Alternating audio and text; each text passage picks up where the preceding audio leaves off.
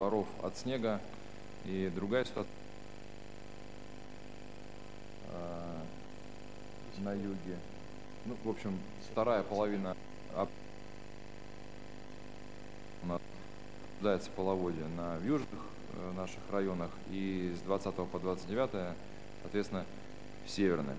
У нас будет совещание после аппаратки. Мы внимательно давайте к этому вопросу подойдем.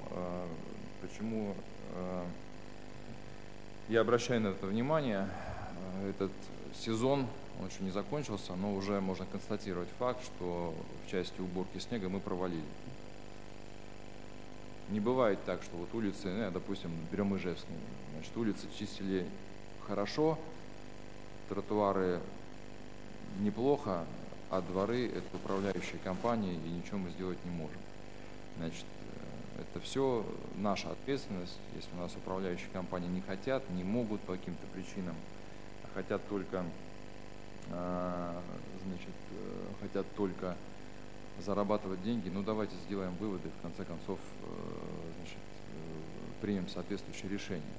Причем возможности у всех, собственно, равны, у некоторых даже их больше, с учетом того, что новые дворы, да, вот мы с Олегом Николаевичем анализ тут сделали, да, одни чистят, несмотря на то, что 4 дня снегопад был, а другие вообще не выходят. Вот. Но еще раз говорю, провалено. Значит, уборка. Есть у нас районы, где претензий практически не было. Есть районы, где их много. Значит, понятно, что, наверное, вопросы есть и в технике, и в ресурсах, но мы с главами городов общались. Главная проблема – это отсутствие желания и системы. Я здесь несколько экспериментов по Ижевску провел, значит, выходил и общался. Объект, 4 человека на нем работают, 3 курят. 1 машет лопатой. Проходит 30 минут, 2 курят, 2 машут лопатой. Ну, серьезно. Спрашиваю, подхожу, сколько зарабатываете? Неплохо, на самом деле. То есть это системная большая проблема. Мне там пишут: Александр Ильич, вы напрягаетесь, у нас не убирали снег. Один даже пишет, там, горожане, лучше и дальше не убирайте, мы хоть надеяться не будем. Это в прошлом году убрали хорошо, значит, а в этом году снега стало больше, и все, и мы... Вот, поэтому к следующему совещанию мы подведем большой итог. Петр Андреевич, вместе с вами и с органами прокуратуры, Ярославу Ильичу задача поставлена, значит, руководителям городов тоже. Значит, нам нужно уже готовиться к следующему сезону сейчас, не откладывать долгий ящик, потому что, конечно, те безобразия, которые происходили, я благодарен тем жителям, которые мне направляли видео, фотографии. Конечно, это комедия просто, понимаете?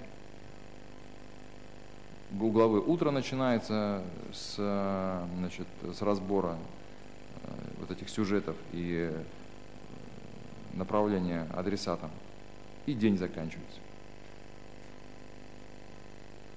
При этом хочу обратить внимание, у нас только несколько таких эпизодов было, когда на местах какую-то инициативу проявляли, люди выходили вместе, значит, с лопатами расчистить и поддержать.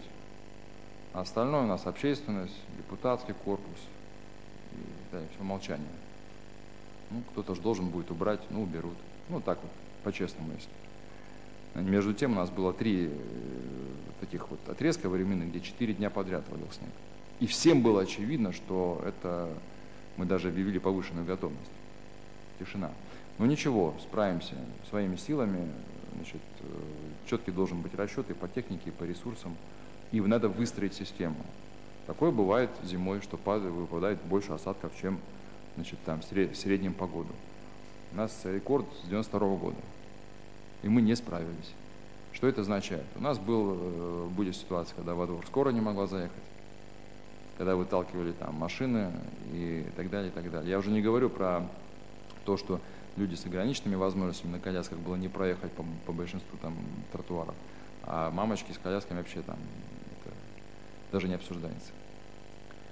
Вот. Самое серьезное внимание, значит, обратить на тему паводков. И мы еще раз совещание проведем, а дальше в еженедельном формате по субботам с коллегами, с главами муниципальных районов и городских округов этот вопрос держать на контроле. Петру Матвеевичу есть вопросы? Также вот внезапно после зимы приходит весна, и нет насосов, нет лопат, нет скребков, то же самое. Давайте мы, чтобы у нас опять А у нас все есть. Вот МЧС бегает, спасает, тонет, там, и снег чистит даже. За что я люблю Петра Матвеевича. Можно ничего не говорить, он чувствует телепатически, что хочет сказать глава. И да, спасибо, Петр Матвеевич. 4-й вопрос о системе оценки и мониторинга выполнения ключевых показателей социально-экономического развития в муниципальных образованиях Удмуртской Республики. Свинин Александр Александрович. Уважаемый Александр Леонидович, уважаемые коллеги, президентом Российской Федерации национальные цели развития, определены конкретные результаты, которых необходимо нам всем вместе достичь. И достичь необходимо не только уровню Российской Федерации, либо субъектовому уровню, но и работа эта должна вести, как вы, Александр Ильич, уже неоднократно говорили, совместно с муниципальными образованиями и вплоть до поселения. Каждый сотрудник муниципального уровня должен знать и понимать, по каким критериям его работа будет оцениваться и какие цели стоят перед ним в рамках нашей большой совместной работы по достижению национальных целей. На сегодня, вот вы видите на слайде, система рейтинга муниципальных образований и глав муниципальных образований у нас состоит из 4 объектов оценки. Она проводится один раз в год, ну и муниципальным образованием, достигшим наилучших результатов, выделяются определенные грантовые средства. По вашему поручению, Александр Ильич, мы проанализировали данную систему и выявили ряд ее недостатков. Они также здесь приведены на экране. Наверное, самый главный из них – это тот, что показатель оценивается один раз в год, и у нас нет возможности проведения оперативного мониторинга и выявления кризисных ситуаций. То есть о том, что то или иное муниципальное образование не достигает, а значит в целом и республика, потому что республика зависит от показателей развития муниципалитетов, не достигает какого-либо показателя, мы узнаем по факту в конце первого квартала следующего года. То есть влиять на этот показатель в постоянном режиме мы, к сожалению, не можем. Для того, чтобы эту систему как-то переломить, мы предлагаем принять новую систему оценки глав муниципальных образований и в целом муниципалитетов. Состоять она должна, как мы считаем, из 2 контуров. Один из них стратегический и один оперативный. Более подробно о них расскажу на следующих слайдах. Стратегический контур целью своей преследует формирование интегральной системы, оценивающей эффективность деятельности органов местного самоуправления в достижении стратегических целей развития всей республики. Рассчитываться он будет по нашему предложению по 4 индексам. Первый из них – это абсолютно новый индекс, комплексный индекс социально-экономического развития муниципальных образований. Он будет иметь самый большой вес в общей интегральной сводной оценке, которую мы предлагаем проводить один раз в год. Комплексный индекс результатов социально-экономического развития будет включать в себя 60 показателей по 13 различным направлениям развития муниципалитетов. Они также представлены здесь на слайде. Все муниципальные образования будут иметь единую шкалу оценки. Во всех 13 направлениях присутствуют показатели национальных проектов. И самое важное, наверное, нововведение, часть этих показателей, из 60 примерно 1/3, то есть около 20 показателей, будут иметь определенные цели, которые должны достигать муниципальное образование. То есть управление развитием муниципалитетов, если данная система будет принята и одобрена, мы будем осуществлять по целям. Эти цели будут ставиться на год каждому муниципалитету. Соответственно, при достижении всеми муниципальными образованиями определенной цели, цель достигнет и республика, а значит и те национальные цели, которые нам поставила глава государства, будут в республике в итоге достигнуты. Можно следующий слайд. Ну, в общем-то, преимущества сводной оценки мы также представили на слайдах. Как я уже сказал, они учитывают показатели национальных проектов, они учитывают показатели для оценки эффективности деятельности высших должностных лиц, это 15 показателей. Они как я уже сказал, также будут дифференцированы с учетом специфики каждого муниципалитета, то есть цель не будет поделена просто на 30 муниципальных образований, а мы будем учитывать и количество населения, проживающего в муниципалитете, и действующий уровень развития экономики. Можно следующий слайд? Ну и вторая часть нашей системной оценки, которую мы предлагаем внедрить, это оперативный контур. Здесь чуть меньше направлений, их 10 направлений, 36 показателей. Вот этот контур мы предлагаем проводить ежеквартально, опять же для того, чтобы принимать решения о включении республики, о включении тех или иных наших институтов развития в решении кризисных ситуаций, которые так или иначе у нас возникают в муниципальных образованиях. И мы будем ранжировать все муниципалитеты один раз в квартал по 3 разным зонам. Муниципалитеты, находящиеся в зоне риска, то есть они могут не достигнуть тех или иных показателей по итогам года. Стабильные муниципальные образования, то есть те, которые выполняют показатели, но не более того. И те муниципалитеты, которые обеспечивают опережающий рост по направлениям стратегического развития республики.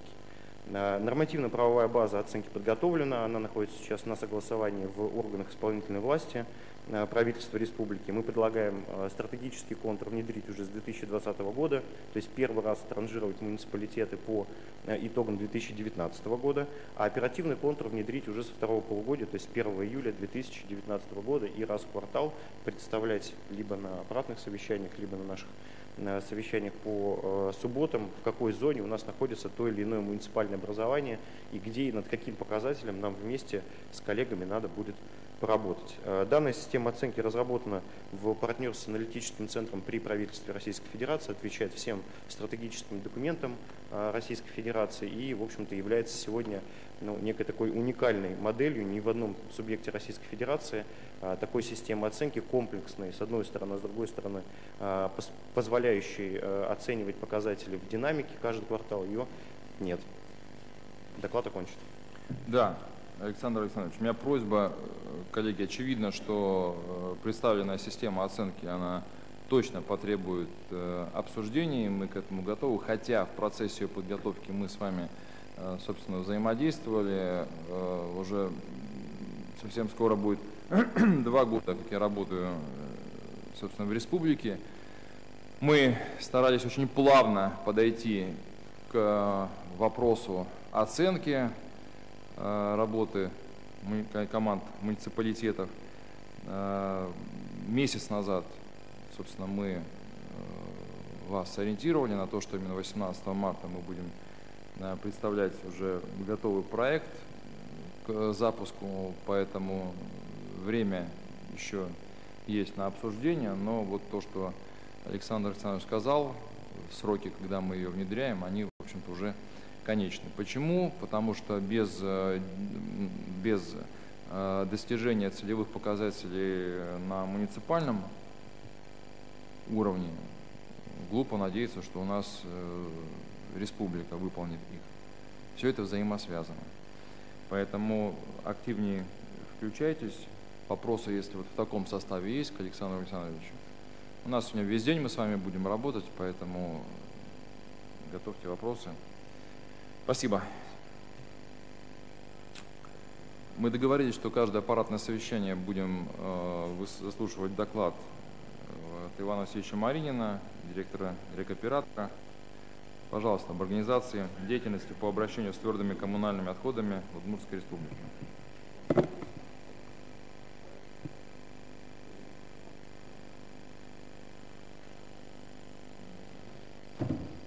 Уважаемый Александр Владимирович, уважаемый президиум, уважаемые участники совещания, я доложу о итогах и о результатах реализации тех поставленных задач, которые были нам даны на предыдущих аппаратных совещаниях. Первый основной показатель, по которому мы наблюдаем реформирование отрасли, это легализация всех потоков, происходящих в нашей отрасли. И первый поток – это объемы отходов, которые захораниваются на полигонах. По этому показателю мы также прирастаем. И вот за январь-февраль мы приросли практически на 17 тысяч тонн. Ввиду того, что мы сейчас следим за каждым мусоровозом, на представленном слайде видно работа по Можгинскому району. мы можем сказать, где, в какой момент находится транспортное средство, которое возит мусор. После отработки всех точек по населенным пунктам Удмуртской Республики эта карта, Александр Владимирович, будет доступна для всех жителей города, в общем, районов Удмуртской Республики, а также для контролирующих органов. И можно будет в режиме онлайн определять, где находится мусоровоз. Кроме того, мы осуществляем фотофиксацию на площадках и видеофиксацию на полигонах, что позволяет нам идентифицировать каждое транспортное средство, которое идет даже от какого потребителя, то есть какого промышленного предприятия или с какой контейнерной площадки. И вот та цифра, которая, я сказал ранее, 17 тысяч тонн разницы между прошлым объемом прошлого года и объемом этого года, так вот это всего лишь 2000 рейсов. Если всего мы зафиксировали за этот период порядка 8 тысяч рейсов, то примерно в прошлом году одна машина на район уезжала не на санкционированный полигон, а то есть уезжала куда-то на несанкционированную свалку. Следующая задача, которая была поставлена перед нами, это продолжение информационной работы с населением. И здесь хочу сказать большое спасибо всем органам власти Удмуртской Республики. Работа проводилась и проводится очень значительная. Это и встречи с населением, это и размещение на информационных стендах информации о в целом реформе, что позволило нам достичь следующих показателей. Первое, мы уже на сегодняшний день по базе данных видим 1 350 000 жителей.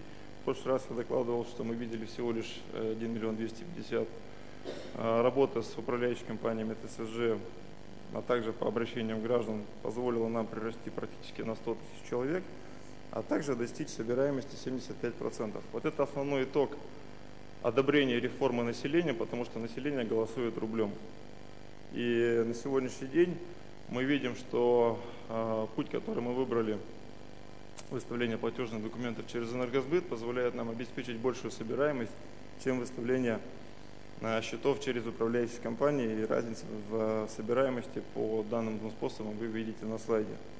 Поэтому продолжается работа по переходу на начисление через так называемую электроплатежку. И вот показатели февраля месяца говорят о том, что мы практически уже на 8% по этому показателю тоже приросли. Кроме того, мы продолжаем работу по отладке маршрутов. И здесь у нас мы делаем перерасчет по тем ситуациям, которые возникли экстренно из-за сбоя графиков, а таковые имелись. Это в основном из-за состояния дорог, каких-то аварийных ситуаций. И, соответственно, большая работа нам в этом направлении предстоит и в период весенней распутицы. Дело в том, что мусоровоз является достаточно тяжелым транспортным средством, и у нас есть 670 населенных пунктов, по нашим оценкам, где проживает небольшое количество человек. И здесь я обращаюсь к главам муниципальных образований. Нам необходимо скорректировать графики вывоза, чтобы мы в период распутицы просто-напросто не продавили дороги, что вызовет просто негатив граждан. Ну и, соответственно, здесь необходимо не просто сказать, что мы туда не поедем, а необходимо провести встречи с данными жителями и объяснить ситуацию, и сказать, что мы вывезем мусор чуть позже, когда будет позволять эта дорожная ситуация, ну и согласовать изменения графика с Роспотребнадзором. Кроме этого, в апреле месяце и в мае нас ждут субботники. Об этом я докладывал на прошлом аппаратном совещании. Мы четко понимаем, что есть определенная последовательность собрать и не просто сложить, но обеспечить доставку собранного мусора до точек накопления. И весь объем мы на прошлой неделе проводили с замглав по ЖКХ совещания и достигли договоренности, что весь мусор, который окажется на точке сбора, мы вывезем без предъявления каких-либо дополнительных финансовых требований к муниципалитетам и к жителям соответственно. Следующий вопрос, о котором бы я хотел остановиться, это раздельный сбор отходов. Мы активно с правительством, вот под руководством Ярослава Владимировича, проводили встречу с общественниками. Тема на слуху, люди желают и есть запрос от общества разделять отходы. Соответственно, мы проводили эксперимент, наблюдали за 52 контейнерами. К сожалению, пока данный опыт показал, что вывоз транспортными средствами, существующими транспортными средствами приносит нам убыток, процент загрязнения ближе к половине по некоторым точкам. Но тем не менее мы понимаем, что лучший учебник по менеджменту — это устав вооруженных сил, и есть команда продолжать, раз есть запрос от общества, и мы планируем в Удмуртской республике установить от 500 до 1000 контейнеров для раздельного сбора отходов. Но хотел бы обратить внимание, в первую очередь мы бы хотели их устанавливать там, где есть высокая собираемость, то есть здесь есть сознательность граждан. А также по потокам мы замкнуты на сортировочные станции. Дело в том, что этот мусор необходимо еще досортировать. И на сегодняшний день у нас сортировочная станция есть, введенная в эксплуатацию, это город Ижевск, Нолгинский полигон, на который замкнуты такие города, как еще Сарапул и Сарапульское направление, Воткинское направление. Но пока остальные потоки не замкнуты на этот сортировочный комплекс. Но это все в перспективе. Следующий эксперимент, который мы уже реализуем с общественностью и с Общественной палатой Удмуртской республики, это исполнение поручения Дмитрия Анатольевича Медведева, что параллельно с разделением отходов мы должны переходить на факт. То есть это тоже запрос от общества, что сейчас все платят по нормативу, кто-то говорит, я мало, кто-то много, постоянно возникают споры. Сегодня норматив накопления колеблется от 170 килограмм на человека в год до 340 по Российской Федерации. В Удмуртской республике он порядка 200. То есть мы ниже середины, но все равно есть вопрос от жителей, а сколько же я образую мусора. Соответственно, переход на факт, он позволит нам ответить на самый главный вопрос, что жители будут оплатить ровно за то количество мусора, которое он производит. Есть поручение, как я сказал, Дмитрия Анатольевича о том, что необходимо на эту систему переходить. Пока нет порядка, но мы должны быть готовыми, поэтому мы вот решили, что с Общественной палатой этот эксперимент будем продолжать. Начнем и продолжим.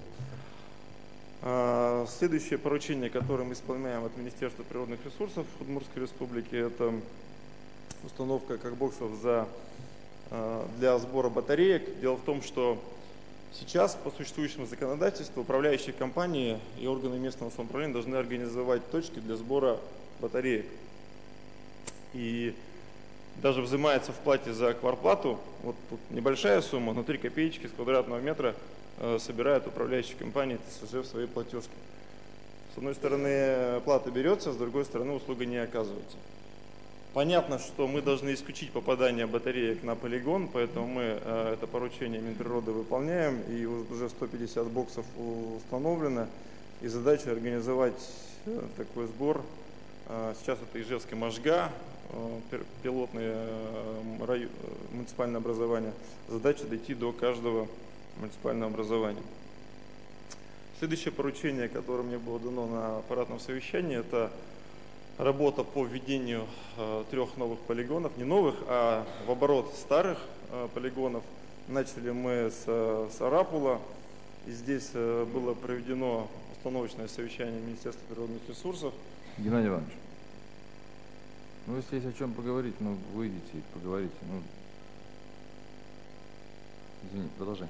Значит, есть возможность ввести полигон в городе Сарапуле и замкнуть на него не только город Сарапул, но и дополнительно 4 муниципальных образования численностью 161 тысяча и получить экономию на разницу между транспортированием от Сарапула до Ижевска. А также мы предлагаем ввести для данного полигона тариф даже ниже, чем Нолгинского полигона. В принципе, оставить его на уровне действующего, это 394 рубля за тонну, что, например, в сравнении с рядом находящимся полигоном города Агрыза, там переведенный тариф на тонну составляет 274 рубля. Поэтому, в принципе, эта ситуация возможна, и мы полагаем, что если мы останемся на тарифе 394, мы даже сможем говорить о снижении тарифа для населения в целом. Ну и последняя задача, на которой бы я хотел остановиться, в преддверии строительного сезона, летнего строительного сезона, понимая, что с одной стороны есть обязанность у органов местного самоуправления создавать контейнерные площадки, с другой стороны есть вопрос наличия денежных средств на эти цели, поэтому предлагаем пойти на совместном финансировании этого важного социального вопроса, значит, создание муниципалитетами площадок, а нами установка контейнерного парка. То есть, соответственно, вот таким вот образом двигаться в этом направлении. Доклад закончен. Спасибо, Иван Васильевич. Коллеги, есть вопросы? Да, пожалуйста.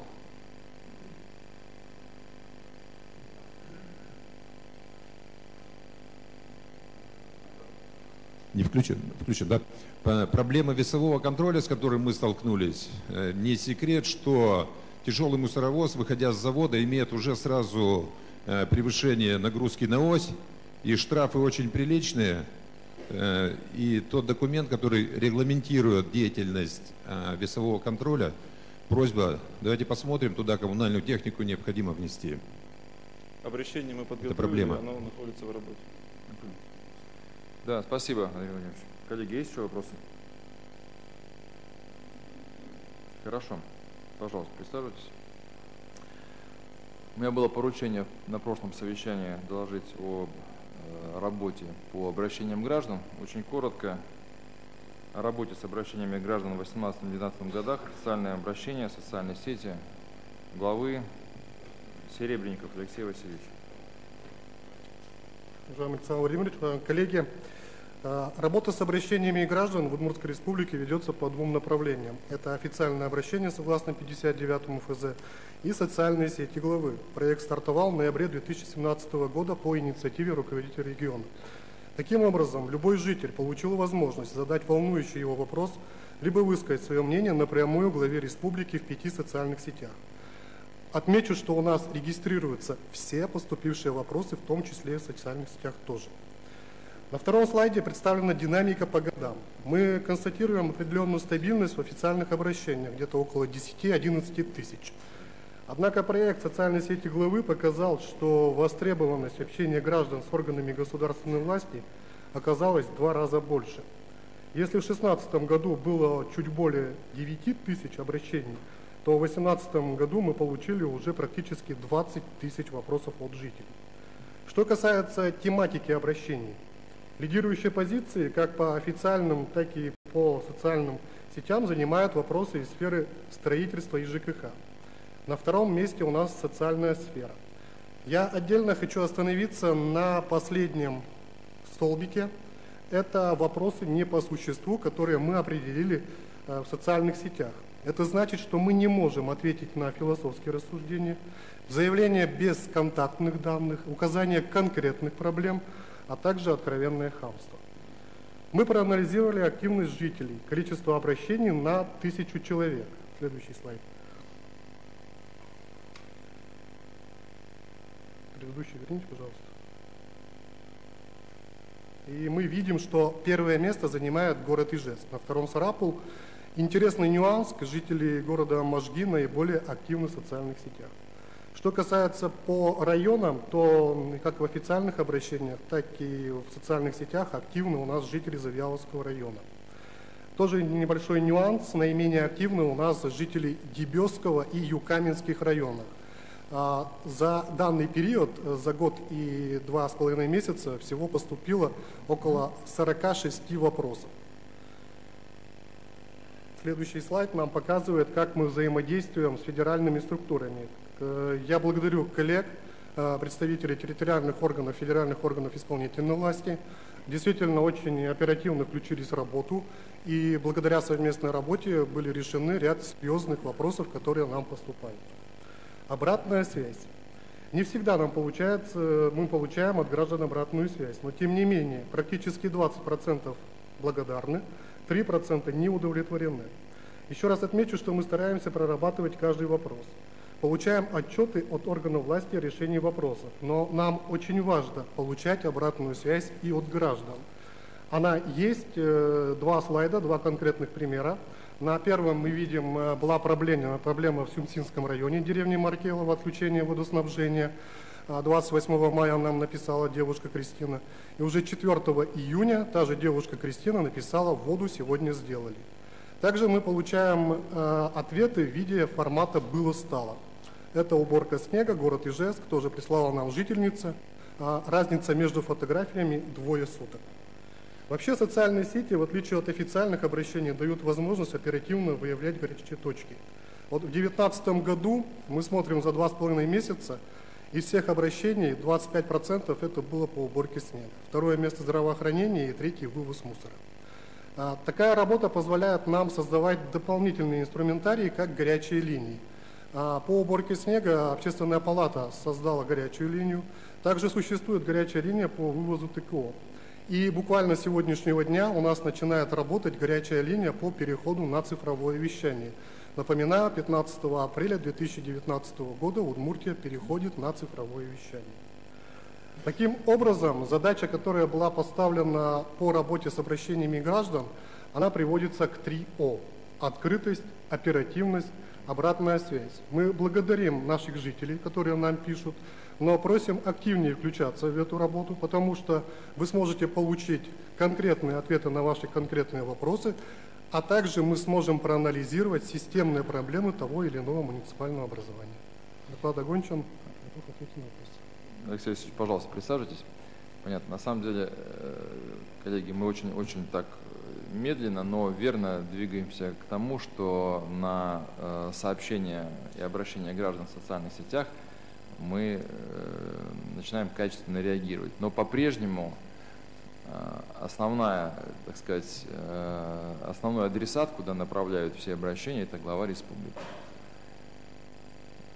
Значит, я поставил Юлии Полетаевой задачу, собственно, сделать единый ресурс, к которому со временем граждане привыкнут и будут туда направлять все обращения. Какой минус? Хочу и к главам, и к руководителям ведомств обратиться. Значит, у вас есть те, кто следят, собственно, за соцсетями. Но зачастую, вот, допустим, по той же самой теме уборка снега. Ну, понятно, ситуация критичная. 0 эмоций. У меня идет вал, просто сотни сообщений, там 2 сотни сообщений. Пока не дали команду, значит, главы не включаются в городе, ну там город там, включается, это ладно. И глава сам, значит, отвечает и разбирается, и направляет главам сообщения. Коллеги, сейчас очень важно оперативно реагировать. Почему? У нас несколько эпизодов было, когда в сети раскачивались сюжеты, которые впоследствии не получили своего подтверждения. Понимаете? То есть помимо того, что человек объективно, так сказать, сфотографировал, сделал видео и отправил, есть еще и, значит, люди, для которых это хлеб, что называется, придумать какой-то информационный повод, на своем ресурсе его раскачать и так далее. Мы знаем, кто этим занимается, но вопрос не в них, а вопрос в нас. Один из примеров, значит, буквально в считанные минуты начала набирать обороты, так сказать, новость о том, что по центру какой-то улицы в Ижевске провалилась дорога, и там поставили стол и стул. И написали: новое рабочее место Бекмементьева. Да, Олег Николаевич? Знаете, кто это заметил? Это заметил глава. Глава, не глава города, не его команда. Дал поручение Полетаевой. Полетаева Бекмементьеву. Бекмементьев начал искать. Оказалось, это не в Ижевске. Это не в Ижевске. Отработали оперативно, дали соответствующие комментарии.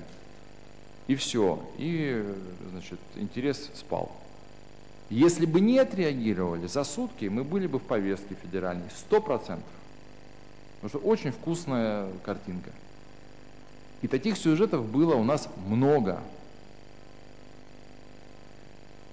И почему-то мы зачастую, да слушайте, кому это надо? И так люди понимают, что снег, и так люди что-то понимают. Для людей это информация. Для многих это, значит, чем хуже, чем ужаснее,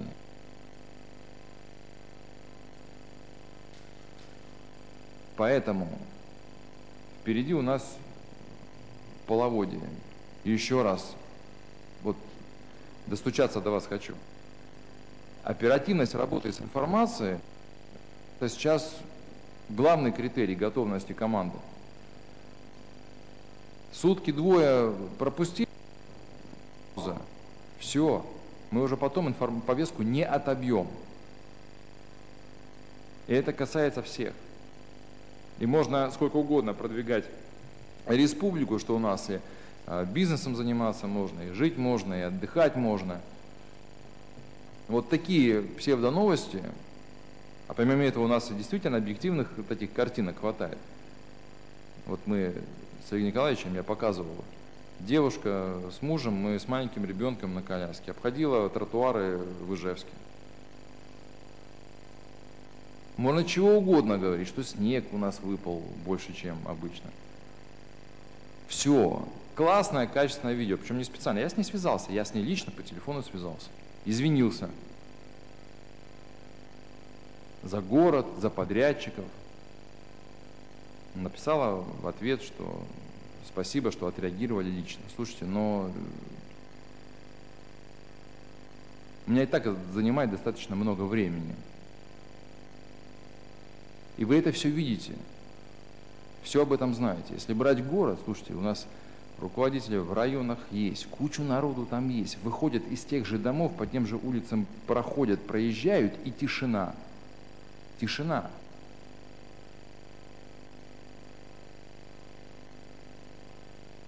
Весь мониторили интернет. Бекмамбетов носится по всему городу. Вот не приехал, значит, там все заглохло. Причем по каждому району. При этом есть и объективные оценки, позитивные. Я выходил, спрашивал, подходил к домам, узнавал, там, где ТСЖ, значит, люди сами сбрасываются, у них там все чисто и все в порядке. То есть нет такого, что вот без оснований, без причины, значит, валят информацию. Ладно. Алексей Васильевич, работу с обращениями граждан на еженедельном контроле, присаживайся. Коллеги, двигаемся дальше. У нас важный вопрос, который мы готовили больше полугода. Это сегодня мы объявляем о запуске программы поддержки местных инициатив. Значит, инициативное бюджетирование – это один из инструментов вовлечения граждан в местное самоуправление и управление бюджетом территории. Начиная с 2015 года в 51 субъекте Российской Федерации этот проект запущен. Ну, собственно, что такое программа поддержки местных инициатив? Это механизм, позволяющий оперативно выявлять и решать наиболее острые, по мнению самих жителей, социальные проблемы местного уровня. Я долго, значит, рассказывать не буду. У нас таких примеров очень много, когда люди совместно с главами муниципальных образований и районов определяют наиболее острые проблемы, соответственно, собирают даже деньги для решения этих проблем. А вот дальше у нас разные сценарии происходят. Так вот, в первую очередь, для чего этот проект? Чтобы, с одной стороны, значит, еще больше вовлечь граждан в управление территориями, а с другой стороны, это уже к нам вопрос, адекватно реагировать на вот такие инициативы и участвовать также рублем в этих инициативах.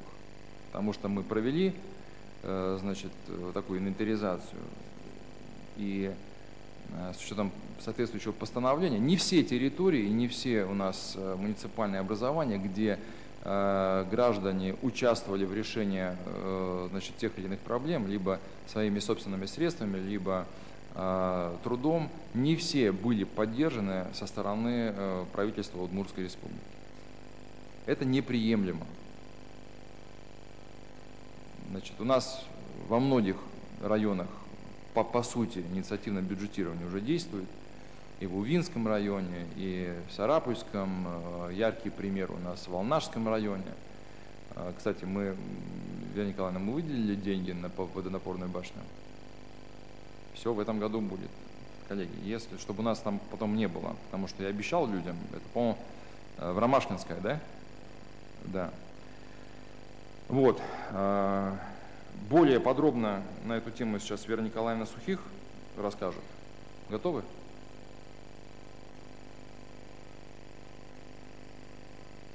И потом я еще добавлю.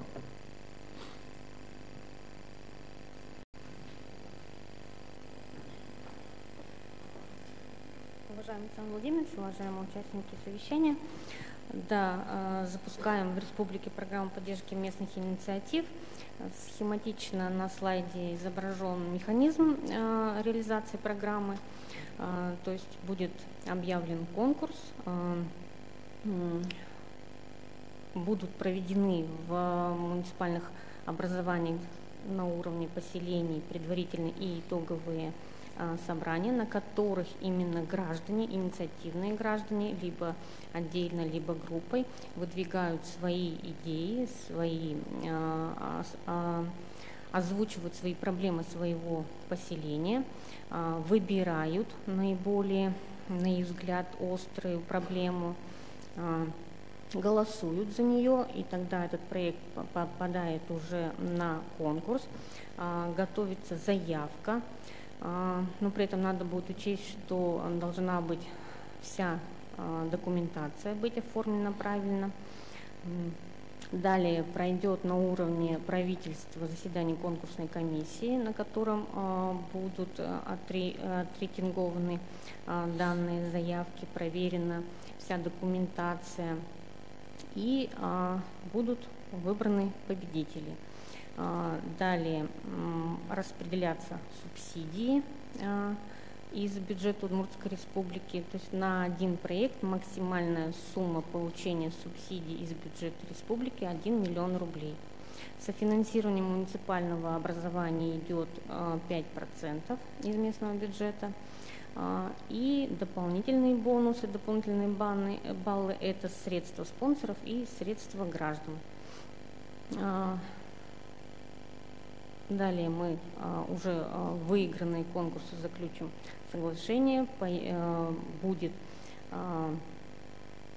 на уровне муниципальных образований уже проводиться торги и определяться подрядчики и, соответственно, реализовываться сами проекты. Можно следующий слайд. То есть небольшой календарный план мы на конкурс 2019 года набросали. В четверг, пятницу, 14-15 марта был проведен семинар для глав районов, городов, депутатов, председателей советов депутатов муниципальных образований и финансистов районов, городов. С следующего понедельника, 25 марта, будет проведены семинары во всех муниципальных образованиях, будет обучена команда как района, так и всех глав поселений, работников поселений и кураторов. То есть самое основное, на наш взгляд, это все-таки выбрать и назначить куратора в муниципальном образовании, который будет отслеживать данную программу от старта до финиша. Да, первые 2 года у нас будет с вами сложно, нам будет выстроить этот механизм, чтобы у нас четко проходил. Поэтому все-таки куратор должен знать все от начала до конца. Можно следующий слайд. После 20-х чисел марта мы планируем запустить сайт программы, где будет общая информация о развитии инициативного бюджетирования в Российской Федерации, опыт регионов, наш календарный план.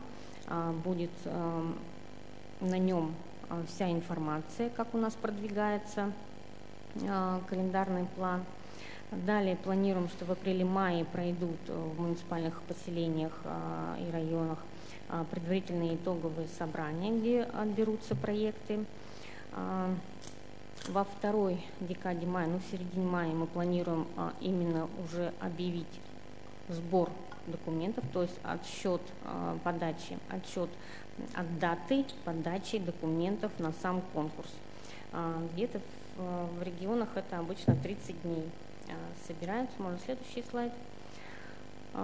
Далее, май и первая половина июня – это уже сама работа инициативных групп и кураторов в районах по подготовке заявок, подготовке конкурсной документации и сама подача заявок в конкурсную документацию. Пока предварительно заседание самой конкурсной комиссии у нас планируется в третьей декаде июня. И далее уже будет, как я проговорила, распределение субсидий, мой следующий слайд, заключение соглашений и реализация проектов. То есть мы надеемся, что все это будет у нас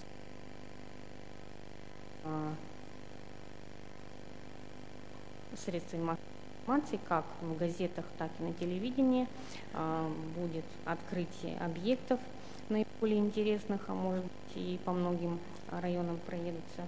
И, соответственно, в конце года подведем итоги и какие-то выведем для себя где-то плюсы, где-то минусы, и для следующего конкурса уже подкорректируем свою дальнейшую работу. Спасибо за внимание. У меня все. Да, Вера Николаевна, присаживайтесь. Коллеги, я дополню, что вот в этом большом проекте, собственно, основное в фокусе проблем. Это, безусловно, местная инфраструктура, это благоустройство территорий, ремонт дорог, организация освещения, водоснабжения, спортивные площадки и так далее. Это все то, что уже делается. Мы эти примеры взяли с территорий. Значит, какие основные задачи проекта? Первое – участие граждан в общественной жизни муниципального образования. У нас в этом смысле есть просто образцово-показательные муниципальные образования, тот же самое Ромашкинское Алнашского района. Активный глава, хотя там тоже, наверное, не все сразу было так легко, да, убедить, значит, людей и так далее. Второе – это, конечно, генерация идей. С одной стороны, у нас идей много у людей, но когда поддержки от муниципалитета или со стороны правительства нет, соответственно, и что-то придумывать и реализовывать тоже инициатива пропадает. Ну и, безусловно, учет в решении проблем муниципального образования. Какой мы ожидаем эффект от этого? Это реально действующий общественный контроль. Реализация года дорог в 2018 году показала, что реальный общественный контроль, значит, это ключевой фактор в успешной реализации проекта. К слову, вот та пятиступенчатая система реконструкции и строительства дорог, она у нас признана лучшей в стране, и совсем недавно на семинаре, федеральном семинаре, организованном Минтрансом, значит, мы с Ярославом Владимировичем докладывали о этом опыте. Какой еще эффект мы ожидаем? Это повышение уровня доверия населения к власти, их взаимодействия и софинансирование сообществами собственного развития. Один из ярких таких примеров – это общественное пространство в Ижевске, открытый сад. Здесь три стороны участвовала. Профессиональная команда, которая модерировала эту работу. Собрали, значит, основной у нас, значит, донор, кто финансировал этот проект. Это, собственно, бизнес был, несколько компаний, значит, собрали денег, но при этом и граждане собирали средства, и, что не менее важно, участвовали в определении контента, что на этой площадке будет. Город, соответственно, предоставил, собственно, непосредственно сквер для этого. Четвертый эффект – это софинансирование сообществами собственного развития. Это очень важно. Еще раз обращаю внимание, проект в первую очередь направлен на то, чтобы те инициативы, которые уже реализуются, для людей было понятно, что правительство их тоже поддерживает. Если это люди будут видеть, то и будет такой побудительный мотив для того, чтобы, значит, работать в этом направлении. Поэтому график вы видели, старт программы мы объявили. Я призываю граждан и инициативной группы активнее участвовать. Выдвигайте идеи развития своего района и города, участвуйте в обсуждениях и голосованиях за проекты, контролируйте ход реализации проекта на всех его этапах. Это тоже очень важно. Соответственно, коллегой главам у нас выстроена уже система такого открытого общения и честного с людьми. Вот это залог успеха в этом проекте.